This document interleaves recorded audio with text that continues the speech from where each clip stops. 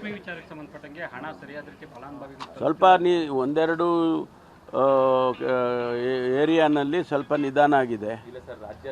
ಅದೇ ರಾಜ್ಯಾದ್ಯಂತನೇ ಒಂದೆರಡು ಇಲಾಖೆಗಳೆಲ್ಲ ಆಗಿದೆ. ಅದನ್ನು ಈಗ ಸರಿಪಡಿಸ್ತೀವಿ ಅಂತ ಮುಖ್ಯಮಂತ್ರಿಗಳು ಹೇಳಿದಾರಲ್ಲ, ಈಗ ಹಣ ಬಿಡುಗಡೆ ಮಾಡ್ತೀವಿ ಅಂತ ಹೇಳಿದ್ದಾರೆ. ಸರ್, ಆಮೇಲೆ ಡೇ ಒನ್ ಇಂದ ಗೃಹಲಕ್ಷ್ಮಿ ಪ್ರಾರಂಭ ಆಯಿತು, ಪ್ರತಿ ತಿಂಗಳಿಗೆ ಹಾಕಿದ ಉದಾಹರಣೆನೇ ಇಲ್ಲ. ಎಲ್ಲ ಆಗ್ತಾ ಇದ್ದಾರೆ, ಕೆಲವು ಕಡೆ ಹಾಕ್ತಾ ಇದ್ದಾರೆ, ಕೆಲವು ಕಡೆ ನಿಧಾನ ಆಗಿದೆ. ಅದನ್ನೆಲ್ಲ ಸರಿಪಡಿಸ್ಕೊಳ್ತೀವಿ. ಇದು ಇಟ್ಸ್ ಅ ಫಸ್ಟ್ ಪ್ರೋಗ್ರಾಮ್.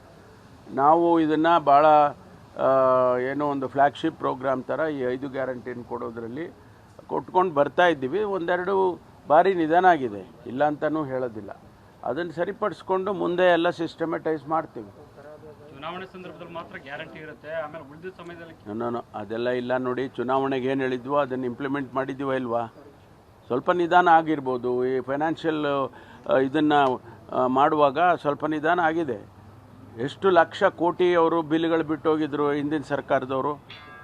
ಲಕ್ಷಾಂತರ ಕೋಟಿ ಬಿಲ್ಗಳನ್ನು ಹಾಗೆ ಪಾವತಿ ಮಾಡದೆ ಹೋಗಿದ್ರು. ಅದನ್ನೆಲ್ಲವನ್ನು ಕೂಡ ಈಗ ನಾವು ಕೊಟ್ಟಿದ್ದೇವೆ. ಹಣಕಾಸಿನ ಮ್ಯಾನೇಜ್ ಮಾಡ್ತಕ್ಕಂಥದ್ದು ಅಷ್ಟು ಸುಲಭವಾಗಿ ಇರೋದಿಲ್ಲ.